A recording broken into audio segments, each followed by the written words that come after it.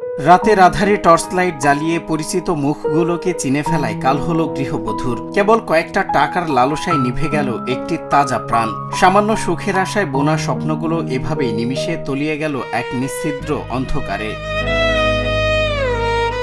দিনটি ছিল গত 20 মে। রাতে খাবার শেষে প্রতিদিনের মতোই ঘুমাতে গিয়েছিলেন রীতা মজুমদার, কিন্তু রাত 12:30টার এক বুক ফাটানো চিৎকার ওলটপালট করে দেয় সবকিছু। ভোরের আলো ফোটার আগে রক্তাক্ত বিছানা আর একটি শেষ করে দেয় একটি সাজানো সংসার। কি আছে আমি ধাইপে উঠছে মনে করেন যে লাঠিটা মনে করে কানিতে রাখি, লাঠিটা নিয়ে দরজা খুঁজে আর করে না। তারপরে কি আছে কি আছে তুই কুড়ি গেলে কি আছে আর কোনো ইয়ে নেই। তারপরে অন্ধকার তো, তারপরে ঘরের ভিতর যাই আলো দিয়ে দেখি দেখো আমার একবারে আমার একটা কথাও আর বলতে পারিনি, তার সঙ্গে একটা কথাও আর হয়নি আমার।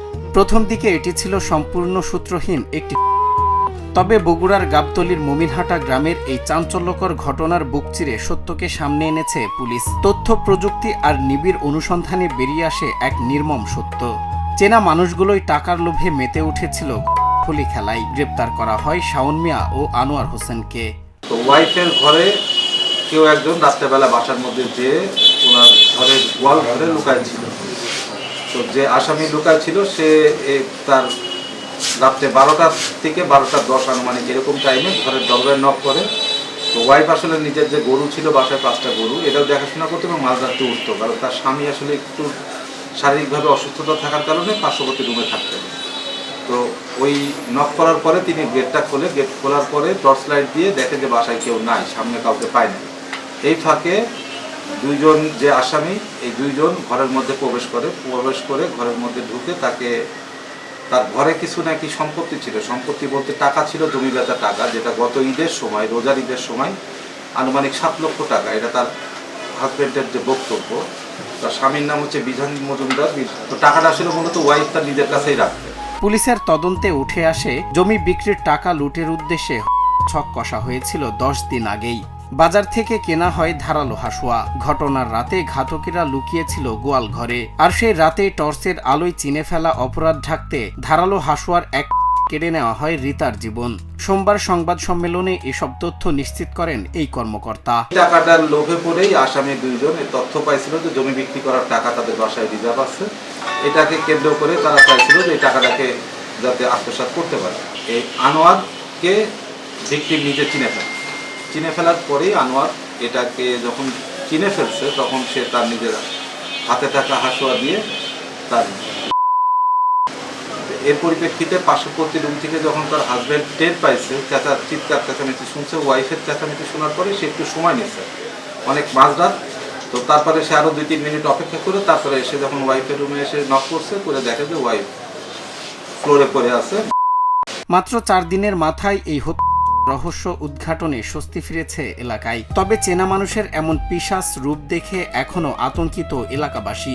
তাদের একটাই দাবি, শুধু গ্রেপ্তার নয়, দ্রুত সময়ে যেন এই দৃষ্টান্তমূলক শাস্তি নিশ্চিত করা হয়।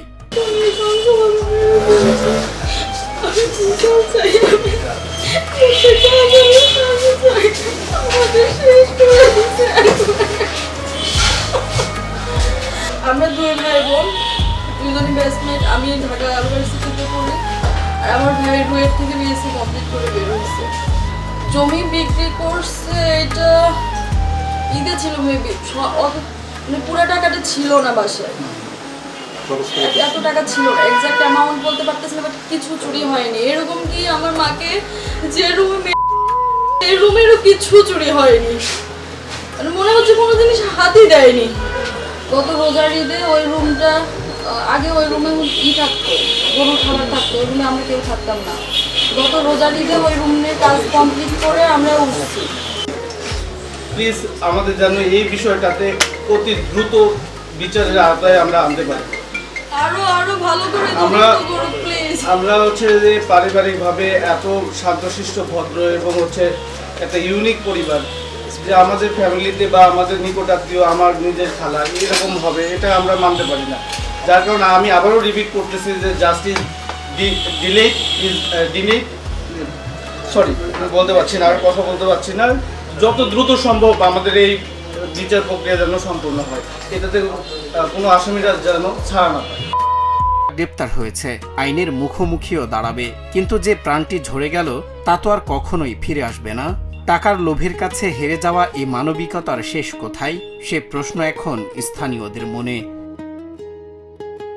সজল বিশ্বাস, নিউজ ডেস্ক, বাংলা টিভি।